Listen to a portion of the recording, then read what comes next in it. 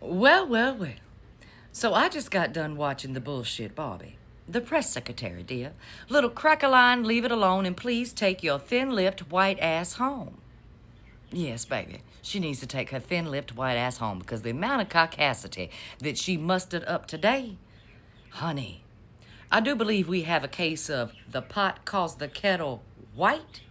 That's right. You see, because she was asked directly today why Daddy Duppy Pants keeps calling it a Democratic hoax. Yes, folks. And she mustered up enough caucasity and pouted up her thin little lips to make an excuse for the orange hoe. And it made him look even more guilty, dear. Because according to Crack-A-Line, Leave It Alone and Go On Home, Daddy Duppy Pants absolutely believes the victims, baby. But the Democratic hoax comes into play because, according to them, Crack-A-Line, Leave It Alone and the orange hoe, they say that the Democrats don't care about women and children and victims of sex trafficking. They're just using this as a political stunt to make him look bad, to take attention away from all of his accomplishments today, like crashing the stock market and, well, bankrupting farmers here, there, and everywhere, and having companies move their investments out of the US of A. He wants us to talk about how that's fucking great today. But either way, she said that the Democrats didn't care about this at all. They're just using it as a political tool to distract you. That's strange.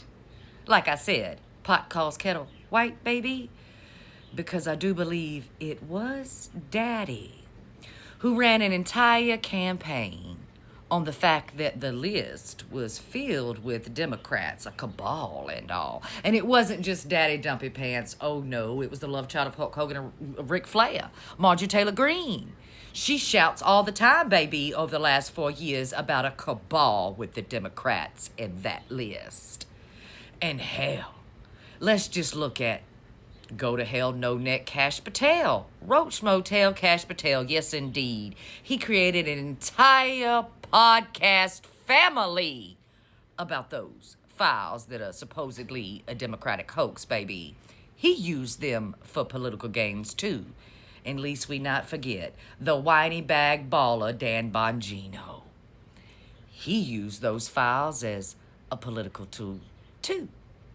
Hell, everybody in the Red Hat crew used those files for the last 4 years to draw voters in, dear. They created all sorts of branched off conspiracy theories around those files to get those votes, even claiming that, well, the Democrats were drinking blood and lizards in skin suits. It went on and on and on for 4 damn years. And the people with the red hats on, they couldn't wait till the day that Daddy was up there to play to give them that list, to expose the cabal. So it's not a Democratic hoax. It's a GOP hoax. Because they are the folks that have control over the list and the documents, the evidence. And still, they refuse to release it. They just want to blame the Democrats. So how about you Republicans stop with the fucking Democratic hoax stunts and just release the entirety of the documents? And that would take all of the fire right out of the Democrats, right? I mean, what would they have to say if the GOP just released the evidence today? It would be over.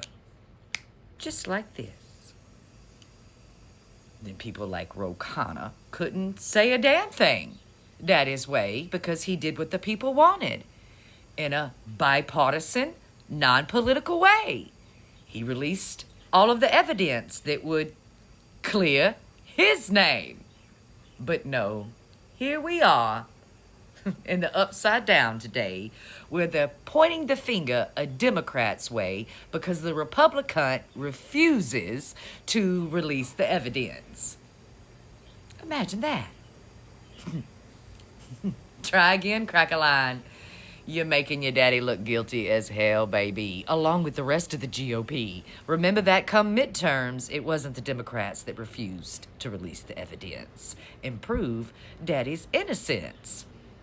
It was the GOP in its entirety.